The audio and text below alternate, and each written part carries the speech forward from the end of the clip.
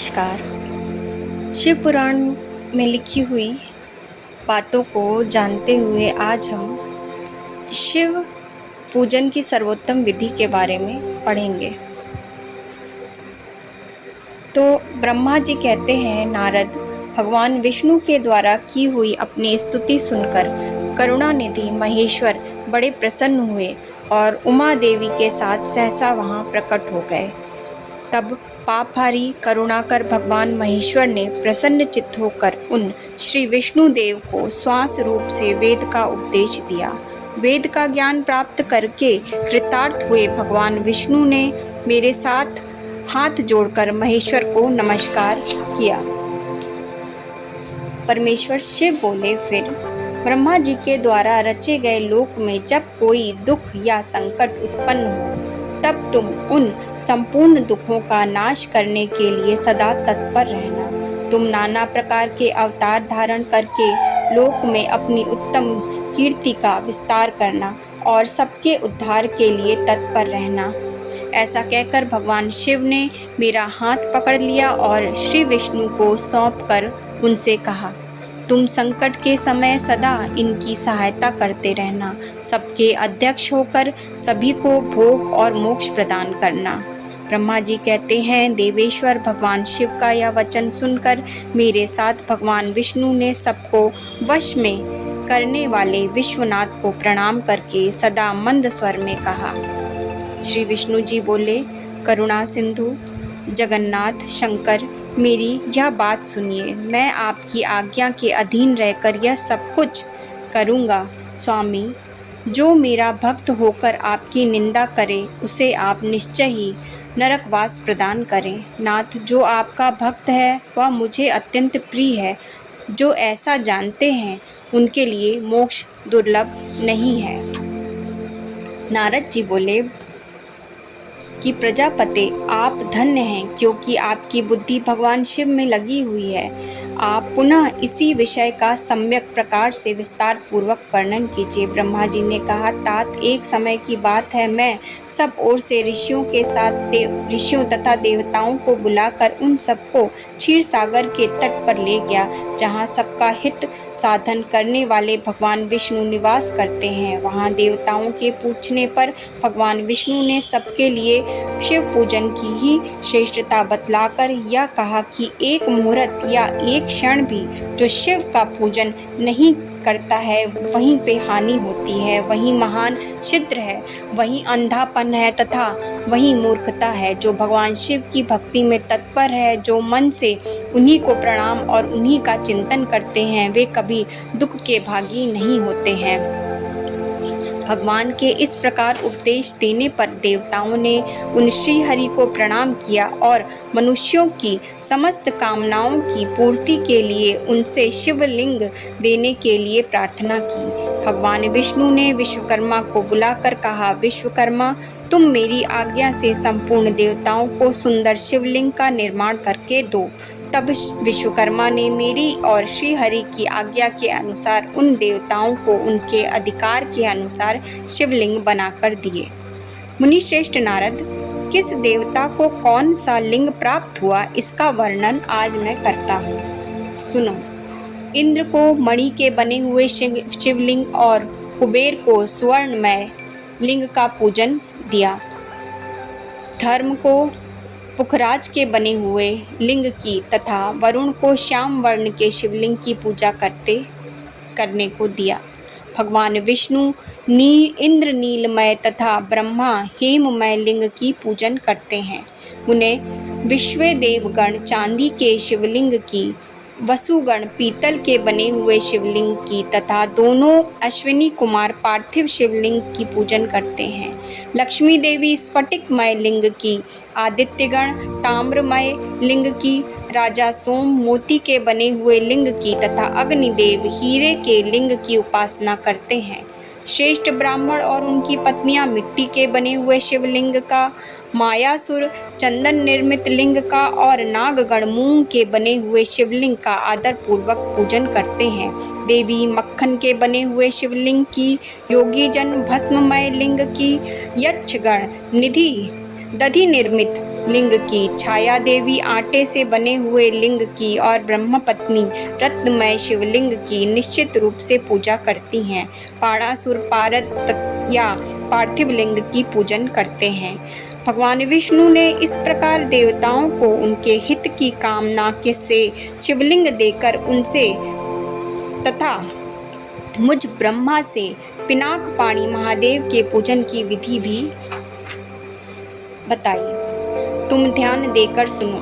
उपासक को चाहिए कि वह ब्रह्म मुहूर्त में शयन से उठकर जगदम्बा पार्वती सहित भगवान शिव का स्मरण करे तथा हाथ जोड़ मस्तक झुकाकर भक्ति पूर्वक उनसे प्रार्थना करे। देवेश्वर उठिए, उठिए, मेरे हृदय मंदिर में शयन करने वाले देवता उठिए, उमाकांत उठिए और ब्रह्मांड में सबका मंगल कीजिए। मैं धर्म को जानता हूँ किंतु मेरी उसमें प्रवृत्ति नहीं होती। मैं अधर्म को जानता हूँ परंतु मैं उससे दूर नहीं हो पाता। महादेव, आप मेरे हृदय में स्थित होकर मुझे जैसी प्रेरणा देते हैं वैसा ही मैं करता हूँ। इस प्रकार भक्तिपूर्वक कहकर और गुरुदेव की चरण पादुका का स्मरण करके गांव से बाहर दक्षिण दिशा में मल मूत्र का त्याग करने के लिए जाए। मल त्याग करने के बाद मिट्टी और जल से धोने के द्वारा शरीर की शुद्धि करके दोनों हाथों और पैरों को धोकर दतुअन करे। सूर्योदय होने से पहले ही दतुअन करके मुख को 16 बार जल की अंजलियों से धोए। देवताओं तथा ऋषियों, षष्ठी, प्रतिपाद, अमावस्या और नवमी तिथियों तथा रविवार के दिन शिव भक्त को यत्न पूर्वक दतुअन को त्याग देना चाहिए। अवकाश के अनुसार नदी आदि में जाकर अथवा घर में ही भली भांति स्नान करे। मनुष्य को देश और काल के विरुद्ध स्नान नहीं करना चाहिए। रविवार, श्राद्ध, संक्रांति, ग्रहण, महादान, तीर्थ, उपवास दिवस तथा अशौच प्राप्त होने पर मनुष्य गर्म जल से स्नान न करे। शिव भक्त मनुष्य तीर्थ आदि में प्रवाह के सम्मुख होकर स्नान करे। जो नहाने के पहले तेल लगाना चाहते हैं उसे विहित एवं निषिद्ध दिनों का विचार करके ही तेल लगाना चाहिए। जो प्रतिदिन नियम पूर्वक तेल लगाता हो उसके लिए किसी दिन भी तेल लगाना दूषित नहीं है अथवा जो तेल इत्र आदि से वासित हो। सरसों का तेल ग्रहण को छोड़कर दूसरे किसी दिन भी दूषित नहीं है। इस तरह विधि पूर्वक स्नान करें। स्नान के बाद अपने मुख को उत्तर अथवा पूर्व की ओर रखना चाहिए। शुद्ध वस्त्र से इष्ट देव के स्मरण पूर्वक स्नान करें। जिस वस्त्र को दूसरे ने धारण किया हो अथवा जो दूसरे के पहनने की वस्तु हो तथा जिसे स्वयं रात में धारण किया गया हो वह वस्त्र अच्छा नहीं कहलाता। स्नान के पश्चात देवताओं, ऋषियों तथा पितरों को तृप्ति देने वाला स्नान तर्पण करना चाहिए। उसके बाद धुला हुआ वस्त्र पहने और आचमन करें। तदंतर गोबर आदि से लीप पोत कर स्वच्छ किए हुए शुद्ध स्थान में जाकर वहां सुंदर आसन की व्यवस्था करें। उसके ऊपर बिछाने के लिए यथा योग्य मृग चर्म आदि ग्रहण करे। शुद्ध बुद्धि वाला पुरुष उस आसन पर बैठकर भस्म से त्रिपुंड लगाए। त्रिपुंड से जप, तप तथा दान सफल होते हैं। इस तरह त्रिपुंड करके मनुष्य रुद्राक्ष धारण करे और अपने नित्य कर्म का संपादन करके फिर शिव की आराधना करे। तत्पश्चात 3 बार मंत्रोच्चार से आचमन करे। फिर वहां शिव की पूजा के लिए अन्न और जल लाकर रखे। फिर जल, गंध और अक्षत से युक्त एक अर्घ्य पात्र लेकर उसे दाहिने भाग में रखे। विघ्नहारी गणेश का पूजन करे। तदंतर उनसे क्षमा प्रार्थना करके पुनः भाई कार्तिकेय सहित गणेश का पराभक्ति से पूजन करके उन्हें बारंबार नमस्कार करे। तत्पश्चात सदा द्वार पर खड़े रहने वाले द्वारपाल महोदय का पूजन करके सती साध्वी गिरिराज नंदिनी उमा की पूजा करें। चंदन, कुमकुम तथा धूप दीप आदि अनेक उपचारों तथा नाना प्रकार के नैवेद्यों से शिव का पूजन करके नमस्कार करने के पश्चात साधक शिव जी को के समीप जाए। घर में मिट्टी, सोना, चांदी, धातु या अन्य पारे आदि की शिव प्रतिमा बनाने और उसे नमस्कार करके भक्ति परायण हो उसकी पूजा करें। भगवान शिव के समीप ही अपने लिए आसन की व्यवस्था करें। उस समय उत्तराभिमुख बैठकर फिर आचमन करें। उसके बाद दोनों हाथ जोड़कर तब प्राणायाम करें। प्राणायाम काल में मनुष्य को मल मूत्र की 10 आवृत्तियां करनी चाहिए। हाथ से 5 मुद्राएं दिखाएं। यह पूजा का आवश्यक अंग है। इन मुद्राओं का प्रदर्शन करके ही मनुष्य पूजा विधि का अनुसरण करे। तदंतर वहां दीप निवेदन करके गुरु को नमस्कार करे और पद्मासन या भद्रासन बांधकर बैठे। फिर अर्घ्य पात्र से उत्तम शिवलिंग का प्रक्षालन करे। मन को भगवान शिव से दूर कहीं न लगाए। पूजन सामग्री को अपने पास रखकर निम्नलिखित मंत्र समूहों से महादेव जी का आवाहन करें।